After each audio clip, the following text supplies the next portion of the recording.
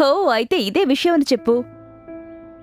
Will maybe he's planning a romantic night with you.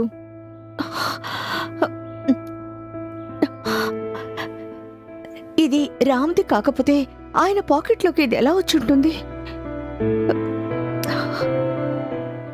నీకు తెలీదు, ఈ మధ్య రామ్ నాతో కొద్ది రోజులుగా దూరంగానే ఉంటున్నారు.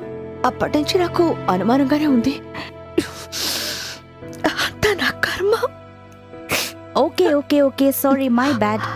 నువ్వు ఇలా ఏడవడం వల్ల ఏ ప్రయోజనమూ లేదు. Come on, let's try to think. Okay, they are two ways in front of you. Confront or ignore it. Confront చేయడం వల్ల ప్రయోజనం ఉంటుందని నాకు అనిపించడం లేదు. రామ్ ఏదో ఒక ఎక్స్క్యూజ్ చెప్పి తప్పించుకుంటారు.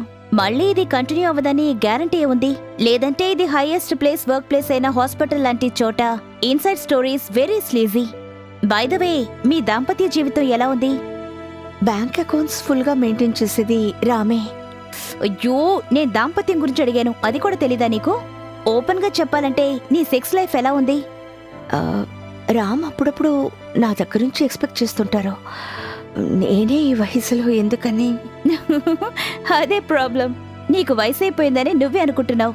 రామ్ ఇంకా యంగ్స్టర్ లాగే తిరుగుతున్నారుగా. చూడు సరసు, ఈ కాలంలో మనం కొంచెం ప్రాక్టికల్ గా ఉండాలి.